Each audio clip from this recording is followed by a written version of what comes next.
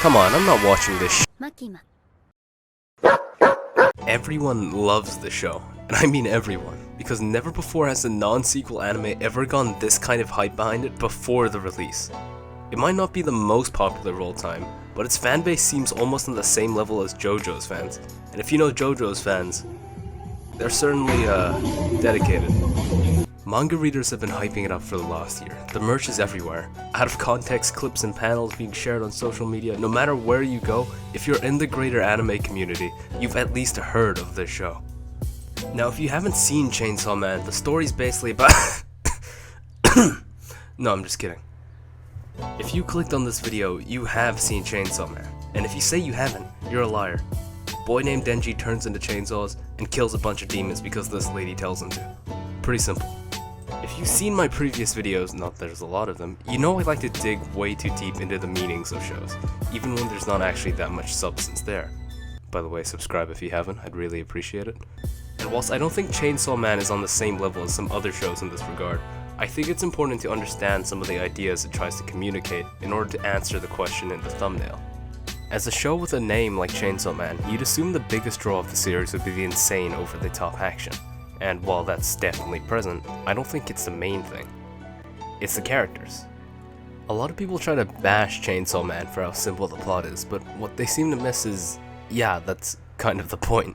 The protagonist Denji is a simple guy, so it makes sense that his journey, the story itself, is also pretty easy to follow.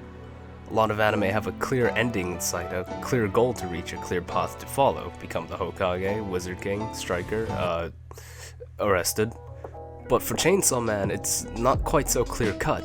Denji's goals throughout the series consist of wanting food, getting to touch boobs, getting a kiss, and then killing the gun devil, and that last one sounds like it might actually be the overarching plot, a villain to work towards and kill, but if you're a manga reader, you already know how that turns out. There's hints and build-up all throughout, with events still connecting and making sense, but stuff sorta just seems to happen. We have no idea where it's going to go, but that's not necessarily a bad thing. It's because his goals change so quickly that such a believable and realistic character arc for Denji is able to happen. We can see him change over time as he slowly realizes what he actually wanted and what he did throughout the series, slowly coming to understand what it is in his life that he actually values the most. But when you get down to it, I think the biggest reason why so many of us love the show is that it's weird, but not just in the what the hell way, but also how it is compared to other shows in the shonen genre. It breaks shonen tropes. Let me rephrase that. It doesn't just break them, it twists them. The show has the same setup as most shonens, the dumb, goofy protagonist, the cool, edgy dude, the girl, and then a plethora of other side characters you'll grow to love who occasionally show up and add variety to the arcs, including my personal favorite, Kobeni. Zzcar. Like, seriously, I can't believe this happened. But the author Fujimoto isn't afraid to peel away from the standard shonen status quo. It misses that cozy feeling a lot of them have. It feels sort of uncomfortable, but in a good way.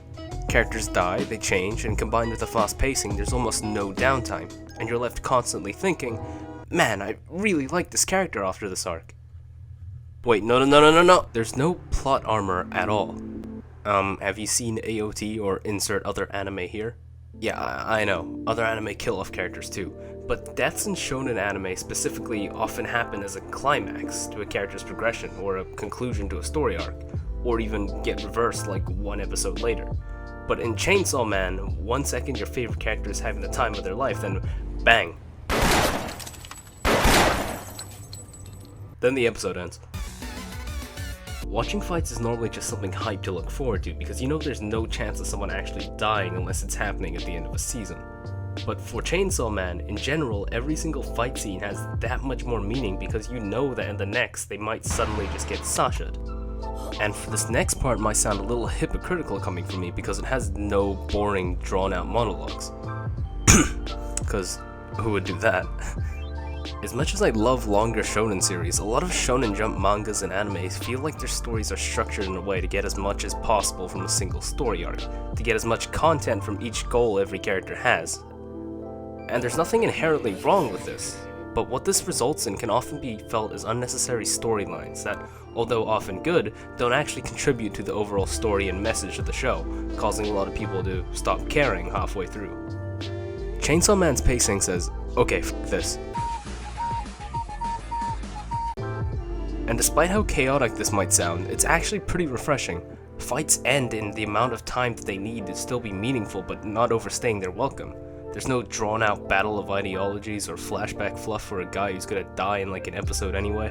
This makes both the show and manga extremely bingeable and easy to get into, because it's pretty simple to understand what's going on.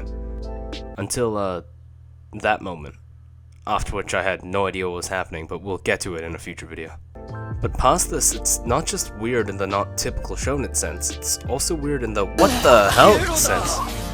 Context, no context, watching anything in Chainsaw Man will make you question whether you're watching an episode of anime or anime. Whilst the entire world of the show seems built up to a similar structure as most other shonens, the stuff that actually goes on is just weird as hell. With these kinds of moments going on every few seconds with the fast, no filler, yes nonsense pacing and simplicity, it just feels impossible to take your eyes off of. Say what you will about the show, but whether you hate it or love it, you can't deny that it's unique. And it's Fujimoto's unique style that's able to bring this story to life. As much as this might sound like a cop-out, you just have to experience it to understand, because there's no other work out there like this. And unless MAPPA decides to pull a Tokyo Ghoul Route A adaptation, like the manga, this show will leave us all with our jaws on the floor. Not just from the weirdness itself, but from how that weirdness is able to make us all feel. So why does everyone love this anime?